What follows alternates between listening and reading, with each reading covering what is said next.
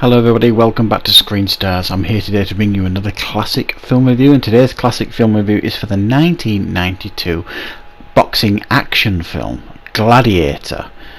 Now this film is directed by Rowdy Herrington and it stars James Marshall as Tommy Riley, Cuba Gooding Jr. as Abraham Lincoln, Brian Dennehy, and we also have T.E. Russell, Robert Loggia and John Seda. Now, this is a film that absolutely I loved so much when I was young. I used to watch it all the time. I used to have it on VHS and watch it constantly. I think it's an absolute forgotten gem, this one, and it's a crime that this wasn't a success at the box office. I think it's an almost flawless film in many ways, and it focuses on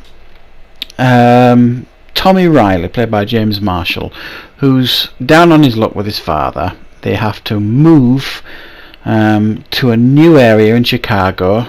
He has to move to a new school. It's a rough area, rough school, and he's a former Golden Gloves boxer, Tommy Riley.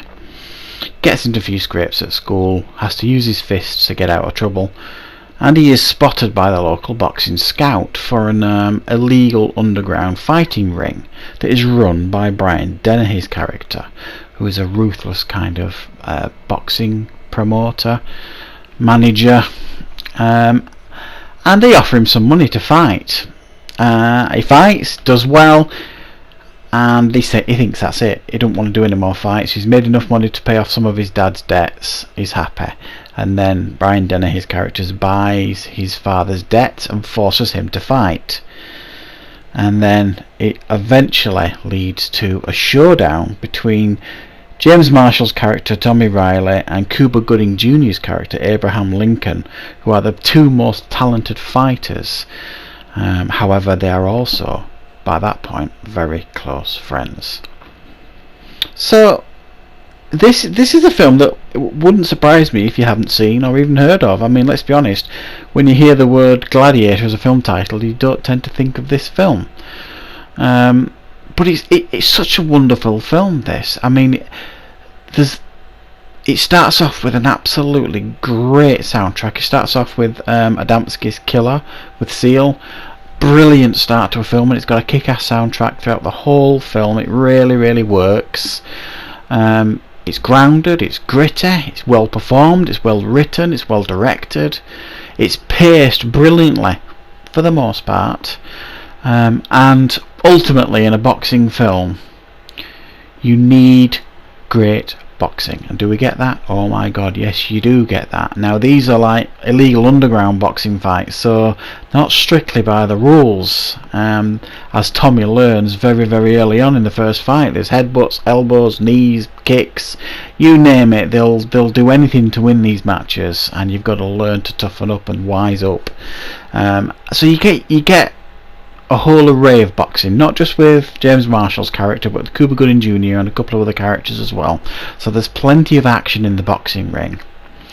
But the drama outside of the boxing ring works really well too. You've got this Tommy Riley who's trying to reconnect with his dad. His dad's trying to, get off the booze after the mum died and get a new job, all that kind of stuff. He's trying to settle into school, trying to stay alive on the streets because the local gang has taken a dislike to him, and he's trying to make friends, and also he's trying to build relationships with the young girl at the local diner who he has fallen for. So all this stuff outside of the boxing ring is what keeps the film ticking along, and it doesn't affect the pacing at all, because the character of Tommy Riley is really relatable and likeable, and played really well by James Marshall. It's an absolute shame that he never really broke through into the mainstream market in regards to acting. He's turned up in a couple of things. He was in, off the top of my head, I think he was in A Few Good Men, that's for sure, but I can't remember an awful lot of anything else that he was in, which I think is a real shame. Cuba Gooding Jr. is brilliant as Abraham Lincoln in the film. This was before he broke onto the big time with Jerry Maguire and things like that, and he's great in the film. Very athletic, great boxing sequences by him, and Brian Dennehy is just wonderful as the over the top bad guy. He plays it really laid back and quite reserved, but he's got that look, you know, that look that Brian Dennehy gives you, that crazy look. He's got them crazy eyes that you see a few times in films that he is in, where he's playing the bad guy, certainly. And he's a big guy who plays like this retired ex-pro who had to retire through injury, who was undefeated. So he's got it all up there, do you know what I mean? But he's completely ruthless in this film. So it's an almost flawless film, and I say almost because I do think there's two things that kind of hold this film a little bit back from being almost perfect in a lot of ways. I think the final act's a little bit rushed. I think the pacing is brilliant up until the final act, and then it gets to the point in the film and thinking, right, okay, put these two in the ring now, and you're like, oh, there was no build up to that. It almost came out of nowhere, and I think they could have took the time to get there a little bit better, and used and been a bit cleverer about it. So it felt a little bit rushed, the ending, certainly the final act, and the end of the film as well. Do we really believe that that's the end of the matter?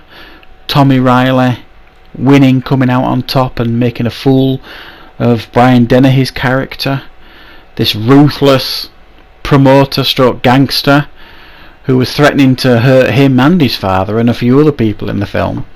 Do we think that Tommy and everybody else is just going to walk away? I mean, it gives you this wonderful happy ending, and it's a great uplifting ending, don't get me wrong. It's one of those endings where you stand up on your chair and shout almost. It's really good, but it's kind of unrealistic, certainly, when you think about it. I didn't care about it so much when I was younger, but it made me think a little bit more now, I suppose. Now I'm a little bit more mature. However, definitely a classic film. This, it's a 9 out of 10 from me. It's one that I think everybody needs to seek out and watch if you're a fan of sports films, stroke boxing films. It's a very, very strong film, really, really fun, really entertaining. So yeah, that is my classic film review for Gladiator. I hope you liked it, hope you enjoyed it. Thank you very much for watching, and of course I will be back with more reviews on Screen Stars very, very soon.